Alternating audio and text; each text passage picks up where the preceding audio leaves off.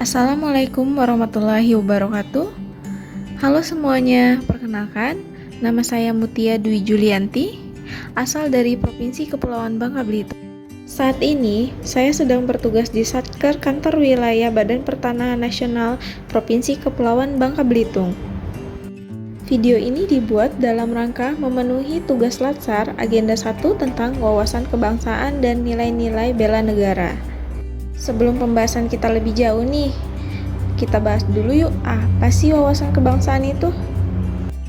Jadi, wawasan kebangsaan adalah cara pandang bangsa Indonesia dalam rangka mengelola kehidupan berbangsa dan bernegara yang dilandasi oleh jati diri bangsa dan kesadaran terhadap sistem nasional yang bersumber dari Pancasila, Undang-Undang Dasar 1945, NKRI, dan Bhinneka Tunggal Ika, guna memecahkan berbagai persoalan yang dihadapi bangsa dan negara demi mencapai masyarakat yang aman, adil, makmur, dan sejahtera.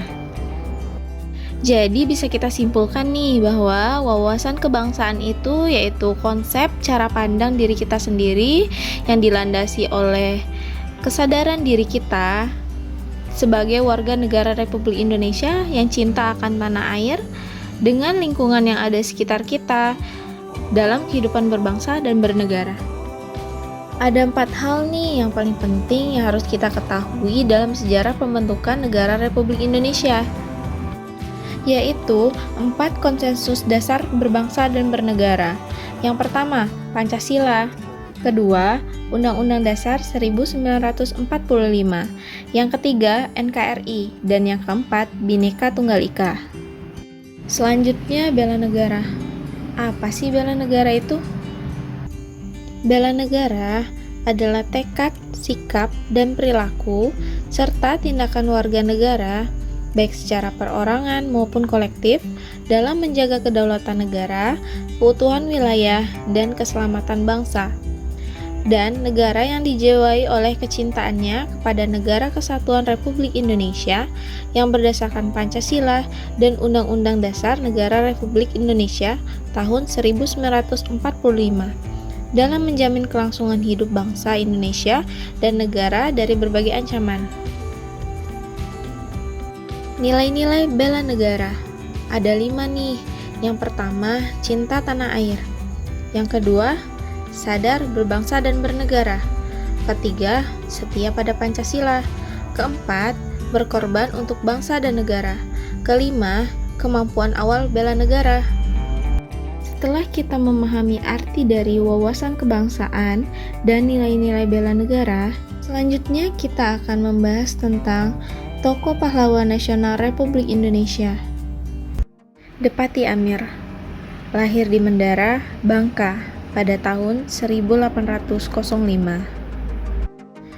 Pada tahun 2018, untuk pertama kalinya, pemerintah Indonesia memberi gelar pahlawan nasional kepada tokoh asal Provinsi Kepulauan Bangka Belitung.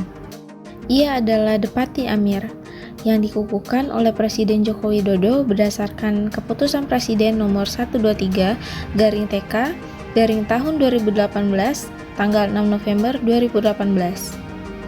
Depati Amir merupakan seorang putra dari bangsawan Bangka yang bernama Depati Bahrin. Pada tahun 1830, Amir diangkat menjadi Depati oleh pemerintah Hindia Belanda. Depati adalah gelar yang diberikan Sultan Palembang kepada para elit di Bangka. Sebelumnya, Amir telah menjadi tokoh berpengaruh di Bangka. Amir pernah memimpin masyarakat untuk menumpas perompak di sekitar perairan Bangka. Namun, gelar ini ditolak oleh Amir lantaran keinginannya untuk menjadi rakyat biasa. Walaupun begitu, Amir tetap mempunyai pengaruh yang besar di Bangka. Meskipun menolak jabatan Depati, Amir tetap dipanggil demikian oleh rakyat Bangka. Amir tetap dipandang tinggi oleh rakyat setempat dan juga pemerintah kolonial Belanda, bukan hanya karena putra Depati, tetapi juga karena sepak terjangnya menumpas perompak di perairan Bangka bersama 30 pengikutnya.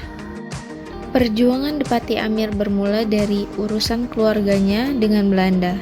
Saat itu, Belanda mulai membuat parit-parit tambang di Pulau Bangka dan berkongsi dengan Depati Bahrin untuk mengeruk timah di tanah miliknya. beberapa hal yang menyulut kemarahan Depati Amir, antara lain Belanda tidak memenuhi kewajibannya untuk membayar hasil tambang. Kemudian, banyak dari penduduk Kampung Bangka yang mengalami tekanan akibat kerja Rodi membangun infrastruktur untuk kepentingan birokrasi kolonialisme. Pada saat itu, Pulau Bangka menjadi tempat bermukimnya etnis Tionghoa, sehingga beranak, menetap, hingga beranak pinak. Peranan mereka juga besar dalam melawan pemerintahan kolonial Belanda yang membuka perusahaan tambang di pulau tersebut. Bukan hanya warga Melayu Bangka, warga dari kalangan Tionghoa juga ikut sengsara karena harus bekerja Rodi sebagai pekerja tambang. Dengan penderitaan yang sama dari dua etnis berbeda, timbullah rencana pemberontakan. Amir dan pasukannya terus bertahan dari buruan dengan mengalahkan pertempuran kecil satu demi satu. Pemberontakan Amir menjadi isu yang cukup serius di Hindia Belanda, seperti dicatat pejabat kolonial dalam Colonial First Leg tahun 1851 dan 1852. Belanda yang kewalahan sampai harus mendatangkan pasukan tambahan dari Palembang dan Batavia.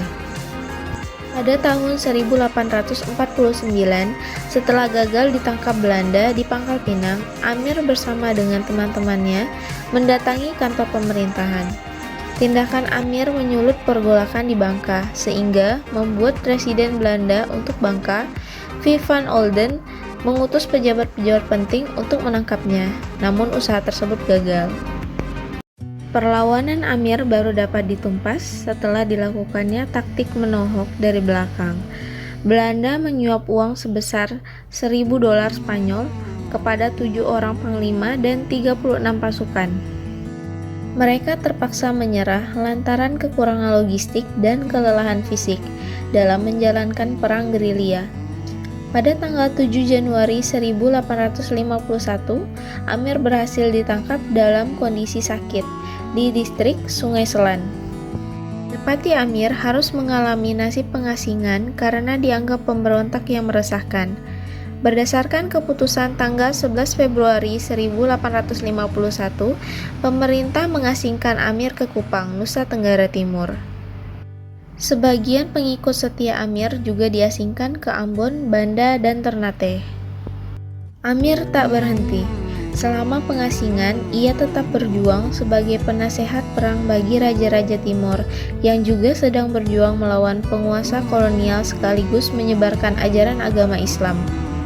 Pada tanggal 28 September 1869, Amir wafat dan dimakamkan di pemakaman Muslim Batu Kadera, Kupang. Secara kultur, Depati Amir sebenarnya telah diakui sebagai pahlawan bagi masyarakat Bangka. Meskipun diasingkan jauh dari Bangka, nama Depati Amir tetap dikenang oleh warga Pulau Bangka. Namanya pun diabadikan sebagai nama bandar udara di kota Pangkal Pinang yang ditetapkan pada tahun 1999. Tak hanya bandara, karena tak jauh dari situ juga terdapat stadion sepak bola yang memakai namanya. Perjuangan Amir memperlihatkan semangat perjuangan yang tak memandang perbedaan.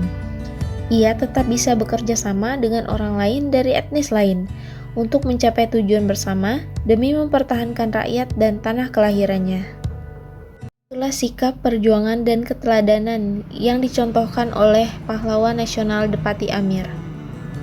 Bangsa yang besar adalah bangsa yang menghargai jasa para pahlawan. Terima kasih pahlawan nasional Depati Amir. Perjuanganmu akan selalu kami kenang.